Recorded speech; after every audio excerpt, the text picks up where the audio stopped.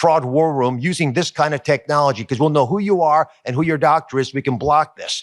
We're going to have remarkable advances in how consumers can use their own records. We'll have beneficiaries be able to get MAHA advice and prevention tips and even be able to nudge them and reward them perhaps for that. And all this comes back to one fundamental issue, Mr. President, which is leadership.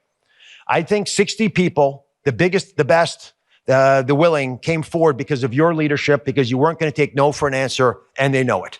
We are building a robust and safe, I emphasize that, safe system. It's going to protect the data better than we could have imagined. We're going to be able to accomplish goals that all of us wished from day one that would be in place. These pledges are now confirmed. They're signed in public.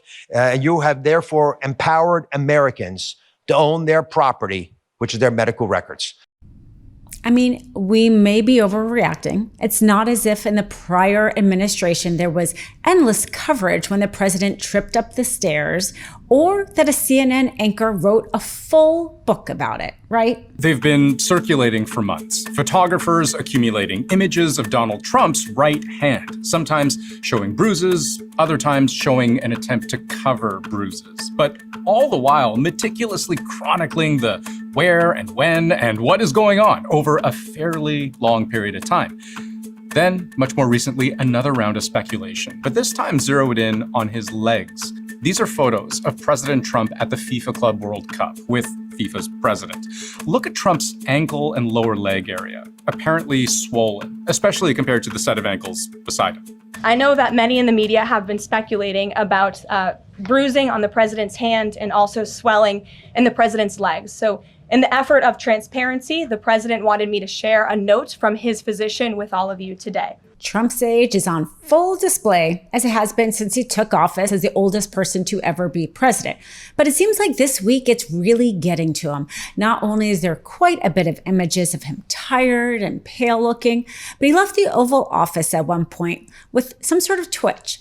And it took two people on social media trying to figure out what that twitch was.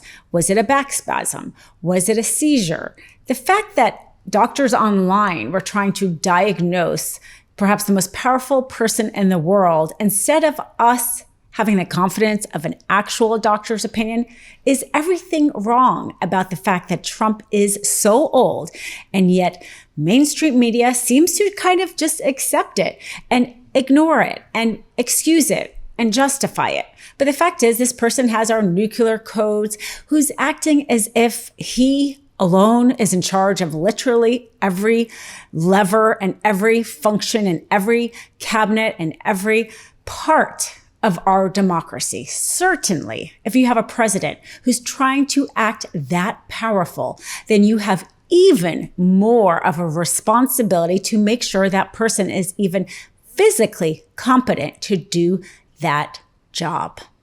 But this is just a small thing of what we've seen, because we've seen quite a few.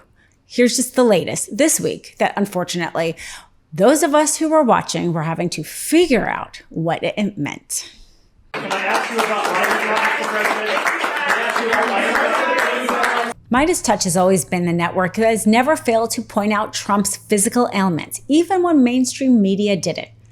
Remember all of those photos of Trump's ankles and pointing out how they look wrong, that they were swollen, and what was the problem, that there was something going on that wasn't reported. Well, sure enough, in order to deflect the attention from the Epstein saga, Trump admitted through his White House secretary that he did, in fact, have a physical ailment, something with his veins, and this was what was causing the swelling.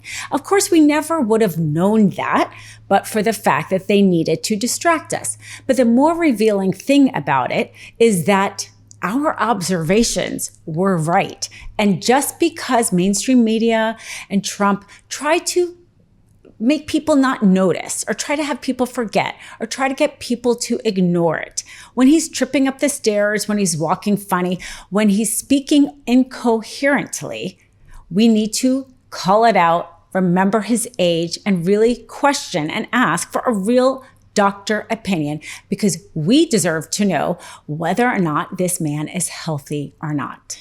Photos circulating on social media have sparked controversy by appearing to show US President Donald Trump sleeping during Pope Francis' funeral in Rome.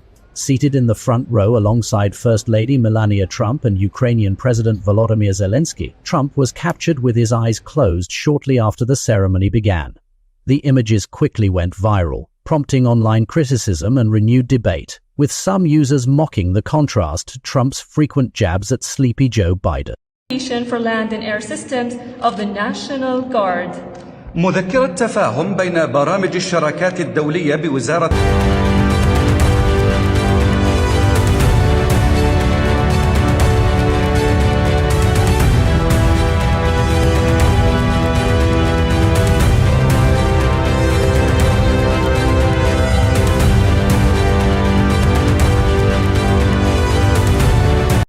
Trump also just can't stay awake. He's just that old. He couldn't stay awake at his own criminal trial. Slept through so much of it in front of everybody, including the jury. He's fallen asleep at event after event, the Pope's funeral.